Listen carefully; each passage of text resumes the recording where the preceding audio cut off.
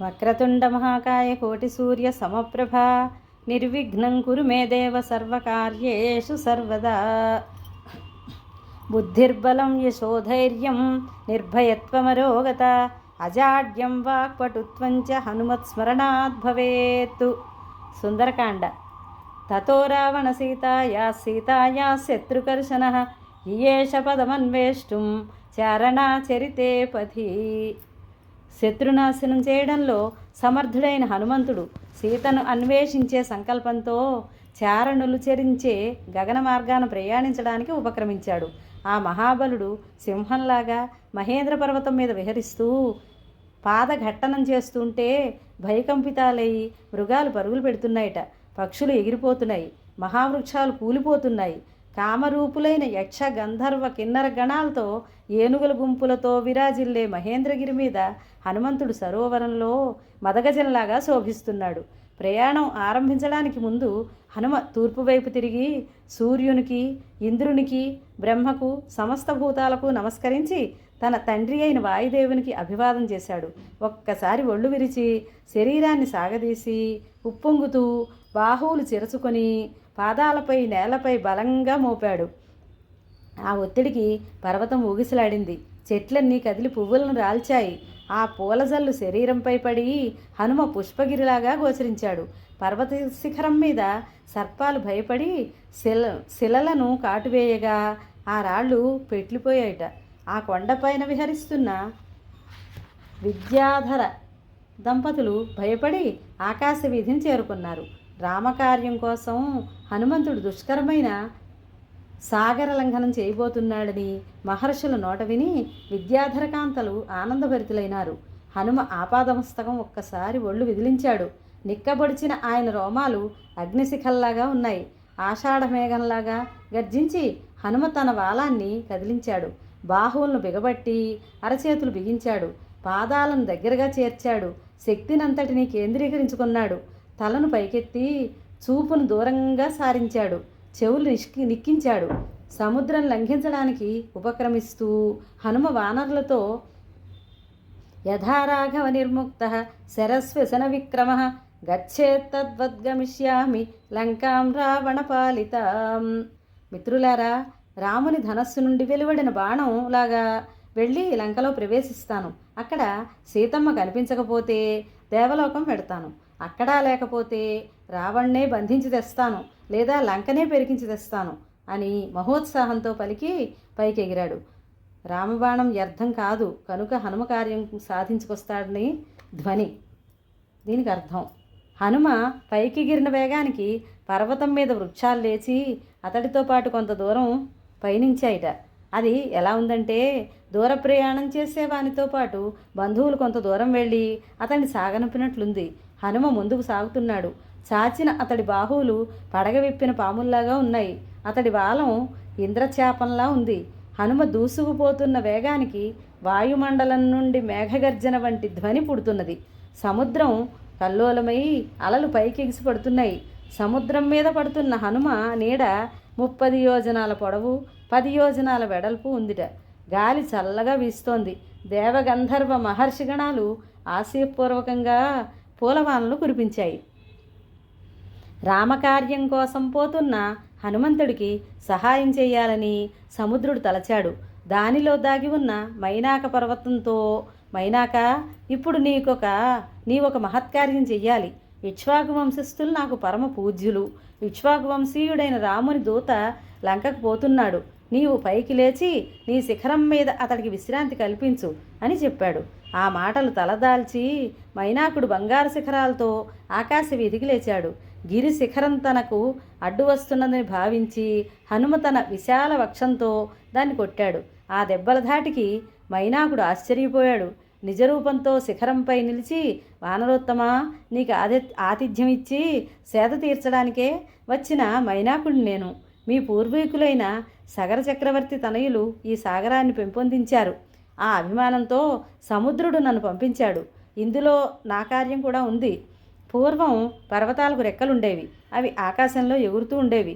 అవి ఎప్పుడు ఎక్కడ వాలి ప్రాణాలకు నష్టం కలిగిస్తాయోనని భయపడి దేవతలు, ఋషులు దేవేంద్రుని ప్రార్థించారు. ఇంద్రుడు పర్వతాల రెక్కలు నరికివేశాడు. ఆ సమయంలో నీ తండ్రి అయిన వాయుదేవుని సహాయంతో నేను సురక్షితంగా ఈ సముద్రంలో పడ్డాను. ఆయన చేసిన ఉపకారానికి ప్రత్యుపకారం చేసే అవకాశం నాకు ఇంతవరకు రాలేదు. వాయుపుత్రుడవై నీవు నా ఆతిథ్యం స్వీకరిస్తే సముద్రునితో పాటు నేను కూడా సంతోషిస్తానన్నాడు. ఆ మాటలు విని హనుమ, మైనాక, నీ మాటలతోనే నీవు చేయదలుచుకున్న సత్కారం నాకు అందింది. నేను ఈ పగలు గడవకముందే లంకకు చేరుకోవాలి. అందుచేత నన్ను పోనివ్వు అని చిరునవ్వుతో మైనాకుని ఆతిథ్యాన్ని స్వీకరించినట్లుగా శిఖరాన్ని తన చేతితో తాకి ముందుకు సాగాడు. హనుమ కార్యదీక్షను దేవతలు మహర్షులు ప్రశంసించారు. హనుమను ఆదరించినందుకు ఇంద్రుడు సంతోషించి మైనాకునితో నీకు అభయం ఇస్తున్నాను. ఇకపై నీవు యథేచ్ఛగా సంచరించవచ్చు అని చెప్పాడు. అందుకు మైనాకుడు ఎంతో సంతోషించాడు. హనుమ ముందుకు సాగుతున్నాడు. దేవ ఋషిగణాలు హనుమంతుని బలాన్ని బుద్ధి బలాన్ని పరీక్ష చేయదలిచారు. వారు నాగమాత సురసతో, అమ్మా, మారుతి రామకార్యం కోసం సముద్రం లంఘిస్తున్నాడు. నీవు అతడి శక్తియుక్తులను పరీక్షించాలి. విశాల దేహంతో అతడి మార్గాన్ని అడ్డుకో. నిన్ను ఎలా జయించి పెడతాడో చూస్తాము అని చెప్పారు. వెంటనే సురస వికృతమైన రాక్షస రూపం ధరించి హనుమంతుని దారిలో అడ్డంగా నిలిచింది. ఓ వానరుడా, మా ప్రభువులు నిన్ను నాకు ఆహారంగా ఏర్పరిచారు. నా నోటిలోకి ప్రవేశించంటూ పర్వత గుహ వంటి తన నోరు తెరిచింది. అప్పుడు హనుమ, దేవి, శ్రీరాముడు భార్య సీతతో తమ్ముడు లక్ష్మణునితో దండకారణ్యంలో ఉండగా రావణుడు జానకిని అపహరించాడు. ఆమె వద్దకు రామదూతగా పోతున్నాను. ఈ దేశవాసివైన నీవు రామకార్యానికి సహాయపడవలసిందానివి. కాదంటే నేను సీతాదేవిని చూచి ఆమె జాడ రామునికి తెలిపి అనంతరం నీ నోట్లో ప్రవేశిస్తాను అన్నాడు. అందుకు సురస, వానరుడా, నా వద్దకు వచ్చిన వారు నా నోట పడవలసిందే. ఇది బ్రహ్మ నాకిచ్చిన వరం అంటూ నోరు 10 ఆమడలంత తెరిచింది. హనుమ తన శరీరాన్ని 10 ఆమడల మేరకు పెంచాడు. అది చూచి సురస తన నోటిని 20 ఆమడలు నిడివికి పెంచింది. హనుమ తన దేహాన్ని కూడా ఆ మేరకు పెంచాడు. వారిద్దరూ ఒకరిని మించి మరొకరు నోటిని శరీరాన్ని పెంచుకుంటూ పోసాగారు. తుదకు సురస తన నోటిని 100 ఆమడలంత పెంచింది.